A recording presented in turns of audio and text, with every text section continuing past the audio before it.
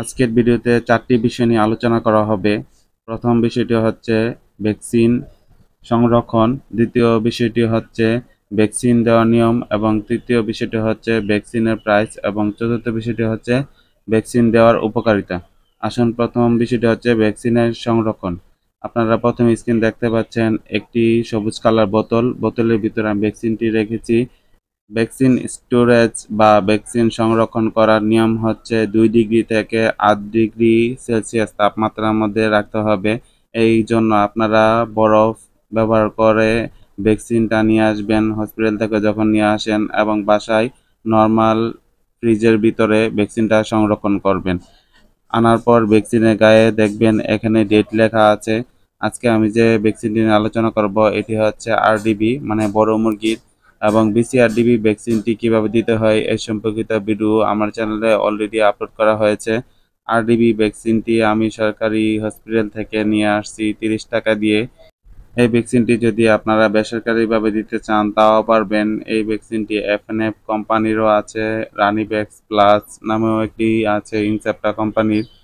বেসরকারি ভ্যাকসিনগুলো সাধারণত সরকারি ভ্যাকসিন থেকে কিছুটা মূল্য বেশি হয়ে থাকে। তার কারণ হচ্ছে ওই ভ্যাকসিনগুলা আইবি এবং এনডি এবং আদার্স আরও ভ্যাকসিনের কম্বিনেশনে হয়ে থাকে, যার কারণে প্রাইভেট ভ্যাকসিনগুলা বিভিন্ন প্রাইজের হয়ে থাকে। আইবি এবং এনডি এই ভ্যাকসিনটি রানিভ্যাক্স প্লাস যদি আপনারা দেন এই সরকারিটি থেকে, সেটি বেশি ভালো হবে। তার কারণ হলো সেটি দিলে শ্বাসকষ্টজনিত সমস্যায় যে মারা যায় সেই সমস্যাটা হবে না। কিন্তু এইটারও একটা ভালো দিক আছে সরকারিটার। এই ভ্যাকসিনটা একবার করার পর পরবর্তী ভ্যাকসিন আপনারা 2.5 মাস কি 3 মাস পরবর্তীতে করবেন, কিন্তু রানিভ্যাক্স প্লাস ভ্যাকসিনটা দেওয়ার পর আপনারা 1.5 থেকে 2 মাস পরবর্তীতে সময় আবার ভ্যাকসিন করতে হবে। ভ্যাকসিনের উপরে দেখেন একটি স্টিলের মতো একটি প্রলেপ দেওয়া আছে। এটি আপনারা কেচির সাহায্যে বা কাটারের সাহায্যে খুলে নেবেন। খুলে নিয়ে এখানে আপনারা পানি ঢোকাবেন। এখানে আমি একটি জায়গার মধ্যে 100 ml পানি রেখেছি, কারণ এই ভ্যাকসিনটা হচ্ছে 100টি মুরগিকে দেওয়ার জন্য। 1 ml করে একটি মুরগিকে দিয়ে দেব। 100 ml ফোটানো পানি ঠান্ডা করে নিয়েছি আমি এখানে। এখন এখান থেকে কিছু পানি নিয়ে ভ্যাকসিনের বোতলের ভিতরে ঢুকিয়ে দেব। ভ্যাকসিনের বোতলে সিরিজটা যখন ঢুকাবো, যদি ভিতরের থাকা ট্যাবলেটটি ভালো থাকে তাহলে দেখা যাবে যে পানিটা অটোমেটিকই বোতলের ভিতরে টেনে নিচ্ছে। এই যে দেখেন, আমি কোনো চাপ দেব না, আমি জাস্ট সুইটা ঢুকিয়ে দেব ভ্যাকসিনের ভিতরে। যদি ভ্যাকসিনটা ভালো থাকে তাহলে এটা টেনে নিবে। এই যে দেখেন, ভ্যাকসিনটা ভালো আছে। এটা হচ্ছে ভ্যাকসিন ভালো আছে নাকি খারাপ আছে পরীক্ষা করার ছোট একটি মাধ্যম। এখন ভালোভাবে আমি ভ্যাকসিনের ভিতরে যে পানিটা দিয়েছি সেটা ভালোভাবে মিক্সড করে তারপর এখানে আমি যে একটি পাত্রের মধ্যে 100 ml পানি নিয়েছি সেই পাত্রের মধ্যে এই পানিগুলো আমি মিশিয়ে নেব। এদিকে দেখেন রাবারের একটি মুখ আছে, এই মুখটা খুলে সোজা পানিটা এখানে মিশিয়ে নেব। তাহলে ডোজটি কমপ্লিট হওয়ার জন্য ভ্যাকসিনটা তৈরি হয়ে যাবে। আমার মুরগির সংখ্যা কম, কিন্তু তারপরও আমি 100 ml পানিতেই মেশাতে হবে, কারণ এটি হচ্ছে 100 ডোজের। আমাদের ভ্যাকসিনটি তৈরি হয়ে গেছে। এখন আসুন এগুলার প্রাইস সম্পর্কে কিছুটা ধারণা নেই। এই ভ্যাকসিনটা সাধারণত দেখা যায় যে সরকারি আগে যে ভ্যাকসিনগুলো আমরা নিতাম 15 টাকা ছিল, তার পরবর্তীতে 20 টাকা হয়েছে। এখন যখন গেছি তখন ওনারা 30 টাকা রাখছে। ভ্যাকসিনের গায়ে তো মূল্য লেখা নেই, ওনারা যত বলে তাই দিতে হবে। আর রানিভ্যাক্স প্লাস যেটা বলেছি সেই ভ্যাকসিনটার মূল্য নিবে 140 টাকা।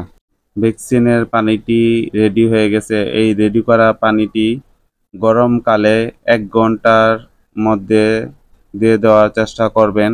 আর যদি শীতকাল হয় তাহলে এই পানিটি 2 ঘন্টা রেখে তার ভিতরে সবগুলা মুরগিকে দিয়ে দিবেন, কারণ 2 ঘন্টা পর ভ্যাকসিনের কার্যকারিতা নষ্ট হয়ে যাবে।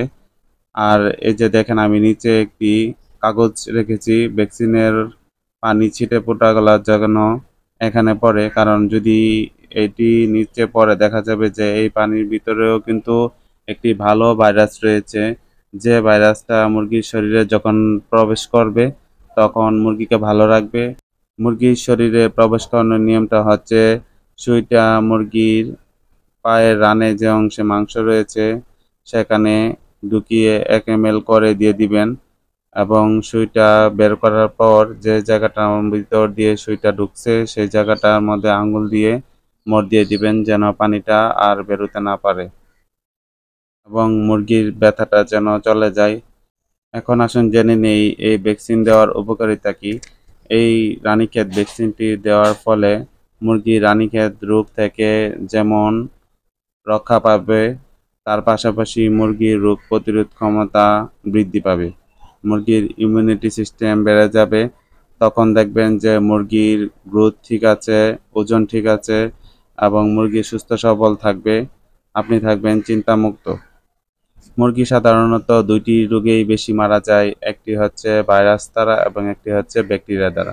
ব্যাকটেরিয়া সাধারণত অল্প পরিমাণেই আক্রমণ করে, পেট খারাপ হয়, এগুলোর মধ্যে সীমাবদ্ধ থাকে, কিন্তু ভাইরাস দ্বারা যখন আক্রান্ত হয় তখন এটি হচ্ছে ছোঁয়াচে, খুব দ্রুত দেখবেন এক মুরগি থেকে অন্য মুরগিতে ছড়িয়ে যাচ্ছে এবং আপনার খামারের 90 থেকে 100% পর্যন্ত মুরগি মারা যেতে পারে। কোনো ধরনের ভাইরাসের ট্রিটমেন্ট এখন পর্যন্ত পৃথিবীতে আবিষ্কার করা হয়নি, তাই ভাইরাস থেকে বাঁচার জন্য সবচেয়ে উত্তম হচ্ছে ভ্যাকসিন করে নেওয়া।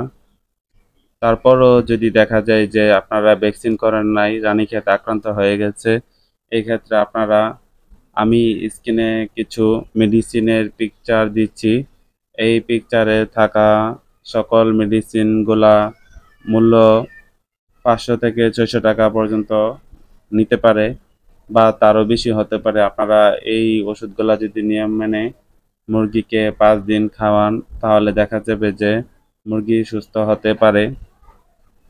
যে মুরগিগুলার রোগ প্রতিরোধ ক্ষমতা ভালো, স্বাস্থ্য ভালো, সেগুলা দেখা যাবে যে এই ট্রিটমেন্টটা দিলে বেঁচে যেতে পারে। ভিউয়ার্স, মুরগি, হাঁস এবং অন্যান্য পশু নিয়ে আমার চ্যানেলে বিভিন্ন ধরনের ভিডিও আছে, আপনারা দেখলে আশা করি উপকৃত হবেন। আমি সবসময় সত্য কথা বলি এবং সঠিক চিকিৎসা দেওয়ার চেষ্টা করি। যারা এখনও পর্যন্ত আমার চ্যানেলটি সাবস্ক্রাইব করেননি, আপনারা সাবস্ক্রাইব করে দিবেন এবং ভিডিওটি ভালো লাগলে একটি লাইক দিবেন, ভিডিওটি শেয়ার করে টাইমলাইনে রেখে দিবেন।